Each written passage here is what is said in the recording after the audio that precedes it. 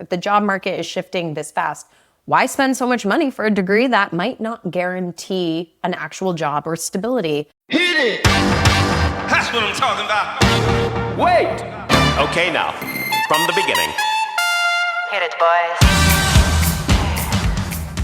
Welcome to Higher Ed Pulse, your no-fluff guide to artificial intelligence in higher ed. I'm Mallory Willsea, bringing nearly 20 years of edtech and marketing expertise straight to your earbuds. Higher ed leaders are expected to master AI overnight, but let's be real, no one has time to sift through every headline, hot take, or research report. That's why every Monday, I'll break down what actually matters. Fast, clear, and to the point. Want to sound like the smartest person in the room at your next team meeting? You're in the right place. Let's dive in. Welcome back to Higher Ed Pulse. On today's episode, 68% of Americans say higher ed is on the wrong track. 77% call it unaffordable, and more than a third say we're not teaching skills that matter for today's workforce. With public confidence hitting new lows, the fight for higher ed's value has never been sharper. And with me today is Mary Keister, principal and owner of Mary Keister Consulting. Mary has spent more than a decade helping colleges and universities navigate reputation-defining moments and communicate with clarity when confidence is on the line. She's advised on strategic communications for liberal arts colleges, R1 universities, and national nonprofits, elevating presidential voices, managing crises, and advancing institutional priorities. A former comms leader at Kenyon College and alum of the Washington Post, Mary now advises institutions nationwide on the issues that matter most: trust, value, and public perception. Mary, I can't think of a better guest to have with this topic on the Pulse. Welcome to the podcast. Thank you so much, Mallory. I'm very much looking forward to our conversation today. I am too. And it's so interesting to me that here we are about to embark on a conversation about the value of higher education. And you just told me right before we started recording that you are taking your first non-degree course since your undergrad days. So awesome. Can you tell me more about this? Yes, I'm very lucky because my husband is a faculty member at a university where he gets tuition remission benefits. And so I, for the first time, am taking advantage of that. I had some time in my schedule this semester, found a course that sounded really interesting to me. That's not something I would have studied as part of my normal undergraduate degree program. But it's been so fascinating to kind of like be back on that other side of higher ed as a student now and go through all of that process and register for class online for the first time too. I had never done that before. I bet you're uncovering all these little friction points, right? That like at some point you're like, and this is why students are frustrated. Yeah, learning a lot about Canvas as a platform. Oh, Maybe more than I ever wanted to know. So what is the class? I'm dying to know. It's a class about museums, and so it's been really interesting. It's about like the history of museums, the theory, the purposes of museums, how they contribute to the public good and societal good. So it's a lot of conversations, and I leave every class just thinking more and more about how it relates to my own work in higher ed with strategic communication. So a lot of strings that I'm tying up there. That's awesome. Congrats on like kind of taking the leap to do something differently. I know you have some young kids and so finding the time to prioritize for yourself, I just really commend you on that. And so what an interesting switch into our topic today. When your confidence in education and taking classes is rising, the public's is going in the opposite direction. Gallup reports that back in 2010, 75% of Americans said college was very important. But a new article just published last week indicates that today, only 35% agree. In the past 15 years, trust in higher ed as an institution has dropped from nearly 60% to the mid-30s. Lumina's data sharpens the critique. 68% of adults believe higher ed is on the wrong track, and 77% call it unaffordable, and nearly 40% say we're not teaching relevant skills for today's workforce. Affordability plus workforce relevance equals ROI, and families increasingly don't believe the math is working. But maybe most alarming, Mary, 36% of current students say their own trust in higher ed has declined while enrolled. So these are our insiders, and they're losing faith while they're inside the system. That means disengagement, potentially transfers and attrition. Like that's what is going to follow. So students and their families, right? They're sharp. They're paying attention and they're seeing AI automate entry-level roles and compress wages, which makes ROI feel even shakier. If the job market is shifting this fast, why spend so much money for a degree that might not guarantee an actual job or stability? Mary, we've got some really big questions to tackle today. And listeners, you can find the links to the articles where I've rattled off all these stats. You can find them down in the show notes, of course. So Mary, let's just get into it. Public trust has clearly been in decline for about 15 years, if not longer. Gallup is saying 35% of Americans, only 35% of Americans see college as very important. You layer in all that other data I just mentioned. When you look at these articles and their trend lines all together, like, what do you think is the truest diagnosis of this moment? And maybe where leaders on campus is getting it wrong? Yeah, well, it's interesting because I feel like this question of confidence in higher education has been part of the discourse, certainly since I started in higher education more than a decade ago. And there's a real questioning of the value of higher education that's permeating the decisions that people make. So the New York Times ran an article that I found really interesting this summer that covered how parents are increasingly questioning the value of 529 plans for their children as vehicles for investing in their future. And I've certainly had that too in conversations with just people in my community.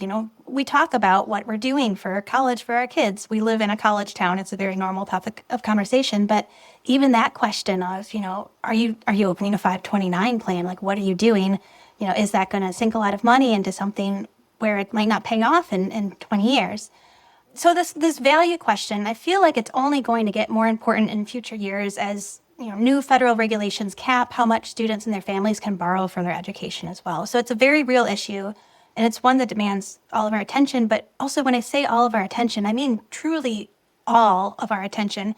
One of the great strengths, I feel, of the American higher education system is that we have this incredible diversity of types of institution. And I really think we could do a much better job of elevating that in the public eye. It's hard when there is so much attention paid to like one slice of American higher education. And I'm not just talking about even the Ivies that are in the news these days so much. It's also about, what institutions are featured in popular media. Like, what are students seeing as that image of college? When you have a movie about college, is it featuring a community college or parents taking online courses after work? Or is it more about, those wild frat parties and that residential 4-year school with the beautiful quad? So it's also that question of, the institutions that I would argue are the most under-recognized, at least by our society, are also the ones that with the most limited resources with which to tell the story about how they are transforming lives. And they are doing an incredible job of advancing economic mobility. So when I see polls like Gallup and Lumina, and I think there was one done by Pew recently as well, one of the first questions that tends to cross my mind is, what do we mean by higher ed? And I haven't really dug too deep in the data, but, I'd be curious if they could parse out, is higher ed referring to community college? Is it referring to, your regional public? I don't think people recognize that full, true diversity of higher education. I think, they might just be seeing headlines about annual tuition crossing $100,000 per year, which like sticker price versus net price is a whole other soapbox I could get on, so I won't do that now. But are they seeing headlines like that and then automatically developing a mistrust or even an animus towards all higher education institutions? It's almost like we need, like a Got Milk campaign for higher ed. Yes. And I've heard a lot of college presidents talk about how we need that as well. And yet it just hasn't really come together in that way. And I hope that this is a moment where we can really recognize that we need to do something. But, I just think we have a lot of work to do as well to just parse out what we mean by that, trust in higher education, but also collectively educate the public on all of the options that are out there and all of the success of higher education at all of these different types of institutions. They all have slightly different missions, but, they all contribute to our overall well-being. And I think that's also where leaders really struggle is there's like that pervasive feeling that, yes, higher ed has issues. There was a recent Pulse Point survey of presidents that ACA just released that showed that 77% of presidents that were surveyed are extremely or moderately concerned about the public perception of the value of college. But I think there's also a sense among those presidents that, well, it's not my own institution, like these problems are elsewhere. So, I think there's just been historically a focus on like, oh, well, look over there. Like, this isn't with me. This is just everybody else has this issue. When I think about leaders misdiagnosing this issue as well, I think there's also been historically a focus on communicating primarily with revenue-generating audiences. So prospective students, prospective donors. But as the past year has shown, you can't neglect relationships with lawmakers, with local community leaders, with leaders in the private sector. And so when we're talking about developing trust in higher education, and I know we're talking primarily about families and students today, but it's not just about trust for current students and their families. It's not even trust for students who are in high school now. It's thinking about, well, what's the world that we are going to live in 20 years from now? Who are the students who aren't born yet? And how can we develop broader societal trust to help uplift those students? In your role, how are you working with your clients to get them to communicate with those other groups? Because I think you're right. Even the core of our communication mediums, like the website and the mailers that many institutions do, right? They are prioritizing that revenue generating person, whether it's a prospective student, an alum, donor, et cetera. So all these systems aren't really built best for communicating with some of those other populations. And there might not even be a comms plan in place. This could literally be starting from scratch for someone who's listening to this podcast. Yes. And I think we've seen that this past year with the increase of colleges and universities hiring lobbyists, for example. But yeah, it is a little bit of how do you build that operational capacity to do this work? Do you need to hire someone who specializes in government relations? Does your community relations live with someone, or has it been pushed to the side? And what does community relations even mean? Does that mean you just send out listings of your concerts to the local newspaper? Or are you truly engaging with people in your community to not only solve issues as they arise, but also prevent them from happening in the first place? Are you talking with people truly in good times, not just bad? And so I think there is that kind of organizational capacity piece of this as well that colleges really need to reckon with, especially as, budgets are shrinking. It's not an easy fix. And yet thinking about where you need to invest your resources, I would argue, don't ignore that population, even if they're not immediately paying off. Here's a quick word from our sponsor. Southeast Missouri State University needed to launch more targeted campaigns faster, yet they were bogged down by manual campaign builds, slow approvals, and vendor overload. With Element 451, they eliminated 5 vendor tools and gained marketing superpowers in one platform. They saw a 13% increase in applications, processed applications within 2 days, and achieved 33 to 35% email open rates. The impact: personalized, automated campaigns running at scale without the drag. Ready to turn your next campaign around in hours, not weeks? Try an agent today at element451.com/agents. Yeah, that's a longer term game, but an important one. Interesting. That was really interesting. You're giving me a lot to think about here, Mary, and I'm sure listeners as well. So, I joked about the, higher ed needs a got milk campaign, but let's be real. We know that a slogan isn't going to fix all of our problems. But I do think that there's an instinct, right? Especially the listeners of this podcast are mostly MarCom or in some level of communication and engagement role, right? So I think maybe a lot of us, our instinct is spin it with messaging, go to communications first, right? But I feel like you as a PR pro know more than most that families are paying more attention to the outcomes and the affordability information than they are our cool tagline or our slogan. So where is this line around communication versus operational change? And obviously they're both important, but as you're advising a president, say, right, how are you helping them sequence those two things so you're not winding up in a space where you are overpromising and under-delivering? Yeah, well, that's a good question. And, I would first advise them to tell the truth. Always. Everybody should just tell the truth. Don't spin things. If you have good outcomes, tell those stories. But if you are really working on how to help your students pay back their loans, how to help your students obtain jobs after graduation, be open about that too, because people are smart. There's also a lot of data out there that people can get about your institution.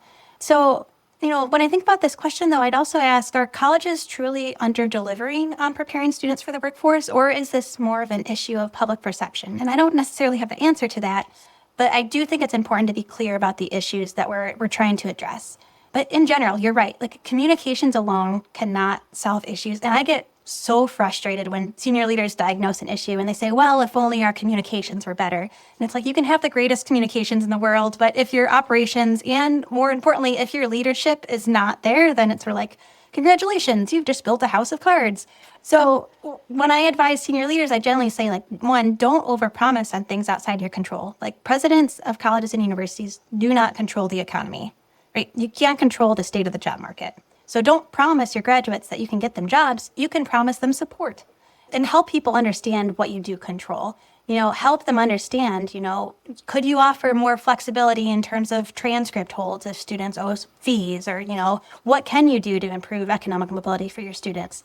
I would say be transparent as well. Talk about how much debt your graduates hold and what you're doing to reduce that burden. Like, be honest with families about what it takes to pay for your tuition, because you don't want to make promises when they're coming in and then 2 years later they're saying, what the heck happened? You lied to us.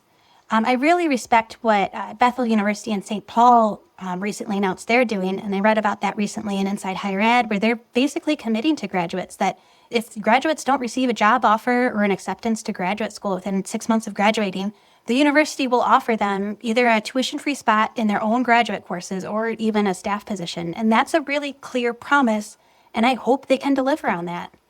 But I also think, above all, when I think about what senior leaders could do more of, it really is listening. And I think that's hard for senior leaders because they have scholarly authority and they like to fix things.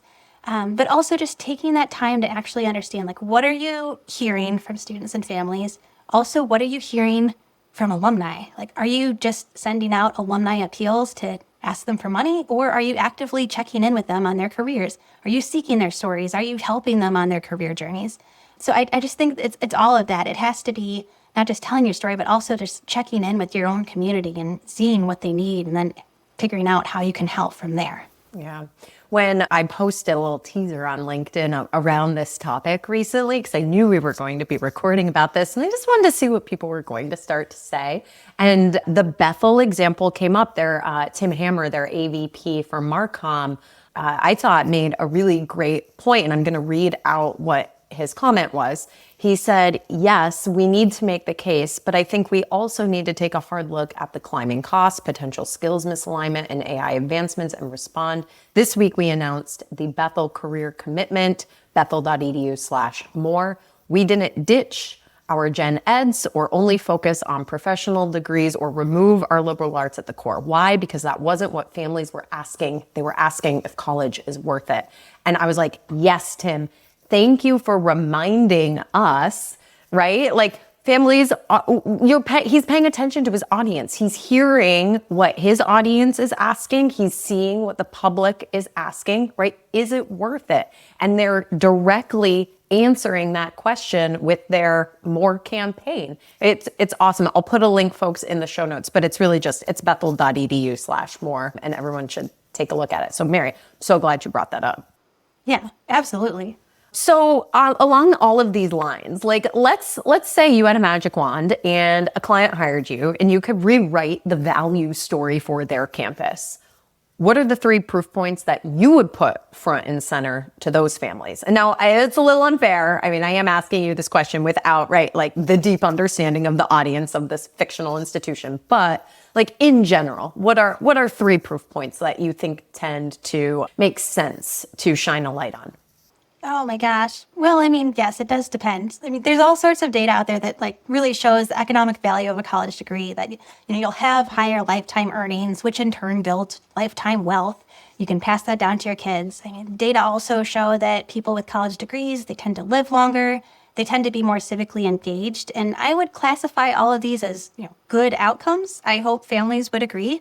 So in a sense, higher ed does offer that stability in a world where, I mean, at least to me, it feels like stability is really lacking these days. But I think it's hard to answer that question because for families who are making decisions about colleges, there's maybe a couple of different groups of families. And I'm not an enrollment marketing expert, so I'm approaching this from more of a strategic communications lens. But, when I'm thinking about proof points, I imagine you'll have some families and students who are really set on the idea of going to college. It's just a matter of which type of institution, which program, and where they can get the most personal, ROI on their degree. And then you'll have some families and students who are in a different group who see that huge upfront investment in terms of, not just money, but also time. And it can be really hard to see how a college degree would pay off, especially if you're thinking more about that opportunity cost of sacrificing what could have been 2 to 4 to 6 years of working full time. And so I think for those families, it has to be a different conversation. And we need to not be dismissive of those very real concerns, but also talk about, one, why that investment of time and money now is so important. But also, two, talk about ways to reduce that burden. So maybe that means helping students balance their schedules with part-time work so they're not missing out on that earnings opportunity. Or maybe it's just being extra clear about institutional aid. Maybe it's connecting them with alumni who had those same concerns when they were entering that college and they were trying to make their own decisions about whether to matriculate. And so again, like these value proof points, they might be just different depending on the campus and the students and the families. But something else that I turn over a lot in my mind is I feel like students do see the value in college, maybe more so than adults. There was a poll that AP conducted earlier this summer that showed that. And it also showed that girls in particular view college as more important for achieving their life goals, more so than boys viewed it. And so with that growing gender gap, I also think that, there might be a need here for colleges to perhaps tailor their messaging. But, something I hear a lot, and especially alumni messaging is, like you're joining this family of alumni, like you're part of this university community forever. But then it's sort of like, well, what does that actually mean? Like, are you just getting an invitation back to homecoming, or are you truly getting a lifetime of support? And so I think that could also be a proof point that campuses could offer is, here's what we actually offer for our alumni. Here's how we support them. Here's how they're engaged with us. I feel like that alumni engagement piece is so important. I don't know, Mallory, bottom line is like jobs change, industries change, careers change, but that value of a degree to an individual, like that has remained important. I feel like regardless of institution, regardless of time, like there's always been that value in a degree. Maybe it's fluctuated in value, but it has been there. So even if things are in turmoil now, we need to just encourage families to really see that value in the long term, but then also help them understand how we are working to minimize that short-term investment that they need to make. As I've been listening to you, like about 50 different thoughts have all pushed into my brain at the same time. I'm going to try and make sense of them. I think that you're spot on. And I just recently saw a headline from, I don't know if it was one of the leaders at OpenAI or Claude or, it was one of those companies that basically said the most valuable skill set that somebody can have right now is learning how to learn. And then that takes me to a liberal arts education, which listeners know I champion all day, every day, because with the liberal arts education, you are learning how to learn and how to think, not what to think. And I remember when I was standing as an admission counselor at my alma mater, a liberal arts college, and I was talking to, open house students and families and reminded them that, and I think the same message is true today, the job that you're going to eventually have probably doesn't exist right now. And so the benefit of education is learning how to learn so that you can prepare yourself for whatever that job happens to be, because the world changes quickly, because AI, just look at everything that's happened over the last few years, and you can argue that AI is going to wind up replacing maybe more jobs than it creates, for sure. But still, the skill set of learning how to learn, I think, is so wildly important. And so I just wanted to co-sign all the stuff you said around that. It made me think of that. The other thing that I wanted to highlight that you mentioned is, what is the value of the institution to the alum? And I think that there's a lot of opportunity there, actually, because as we were also commenting on earlier, what is the narrative out in the world, right? What do you see portrayed in the headlines, in the movies, and different things? Well, it's probably college alum who are making those, right? Like a lot of those people went to college, so they're alum of a college, and they're probably thinking about how their college treats them, right? And as someone who has 2 degrees, I can tell you I've got one institution that I feel incredibly valued as an alum from, and one that I'm like, I think you forget about me because I have to give you my class here every time I fill out a freaking form. And shouldn't you know that by now? I graduated many years ago. Whereas the other one, like, literally is offering ongoing learning, whether that's in their town or locally to me or online. I mean, it's just incredible what Northwestern does, because I'll give them their flowers, is incredible what Northwestern does to make alum feel valued and to make me feel like I am staying on top of my skills as a marketing professional who got a marketing degree from their institution. So kudos to them. Mary, we have, I mean, just like 25 minutes has just flown so fast, and you have shared so much great information. I want to go back to one of the stats that I actually think alarmed me the most. 36% of current students say their own trust in higher ed has declined while enrolled on their campus.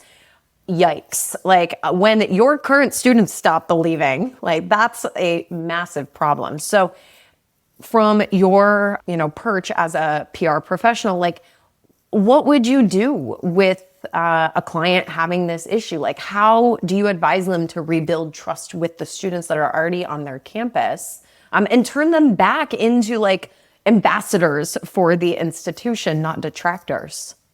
Yeah. Oh my gosh. I would say colleges and universities could invest more in internal communications. I think we saw a big investment in that after COVID. But internal communications, it goes so far beyond just emails and newsletters. It's also like, how do you show up as people on campus, right? Like, if you're not showing up and listening to students, then you're just blasting things out into the world. And it's sort of like, how are they being received? You don't know. So just listen to students and ask them what they think, what they need. I think students also, they don't necessarily see what's working at a college or university, and they don't always need to. Like, there's a lot going on in a college or university that, like, they just don't need to worry about. They need to focus on their studies. But they do see things that are broken. So inviting them into that process of, like, how you're going to fix something is really important. And that can be everything from, like, how do they pay for their courses to, can they park on campus? Parking is so important on a college campus. So just, like, make sure your systems actually work if you say that they will. I think it's also just talking about, when you say that things are important for students, don't just say that they're important, but help them figure out how to obtain them. So talking about, if internships are important. Well, if they are so important, then what opportunities are you offering on your own campus for internships? Thinking about, if students need to go to career services and utilize the career services office because it's so important for their future success. Well, what are the hours of that office? Can students actually go to that office? Or are they running into issues because, they have classes during the day and then they have, athletics practice and it's not open when they need it to be open. So just really pay attention to all those pain points. But I mean, I get so excited when college and university presidents tell me about all the things that they're doing to, like, leave their desk during the day and actually just go out on campus and, like, be in community with students. When they talk about, eating in the dining hall or, like, going to athletics practices and just showing up and observing and, like, being there for students. I think that's what college and university leaders could be doing more of. And yes, it's a time crunch, but invest that time in just showing up and listening and being a human. Yeah. Yeah, well, we spend our time on the things that we want to spend our time on, right? And so we can find the 10 minutes in the day to walk around the campus if we decide that that is the most important thing we can do that day. Yeah. Well, I think there's something else that I get frustrated about occasionally. And this tends to happen when April and May roll around and, senior leaders get a little burned out and they start to view students who are being very vocal or activist as kind of like obstacles. And they think, well, if only we can get through May and then all the students will be gone for the summer, or the problematic students will graduate. And it's sort of like, well, no, like, students turn into alumni. And so if you have a bad experience as a student or you're not paid attention to as a student, then, like, that's going to stick with you for the next 40 to 50 years when you're an alum. So students, like, they're not problems to be ignored. Like, if a student is losing trust in your institution, that has to be a top priority. Yeah. So listeners, I mean, how are we going to start to make the case for college when families are seeing costs climb, AI advancing, skills misalign? I mean, Mary and I have just broken this down to the best of our abilities for the last 25 minutes or so, but we are so interested to hear what you have to say, what actions you might be taking, like Bethel University and their campaign. Find Mary and me on LinkedIn. We would love to continue the conversation there. And do not forget, friends, the next AI Engage Summit is right around the corner in October. I'll drop a link to where you can see the agenda and register for that event in the show notes. A lot of gold in our show notes today, so run, don't walk, and grab all those links. Mary, any parting thoughts on this topic before we wrap up? I think don't lose sight of your purpose and why you're in higher education. It can feel tough sometimes, but we're all here for a reason. I mean, it's beautiful. We're going to end it on that, friends. We'll catch you next week. Bye-bye.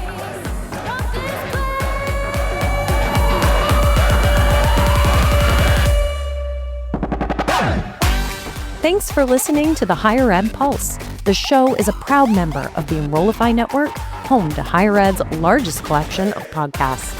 Enrollify is where higher ed goes to grow, so be sure to check out our other podcasts, webinars, video clips, blogs, and more.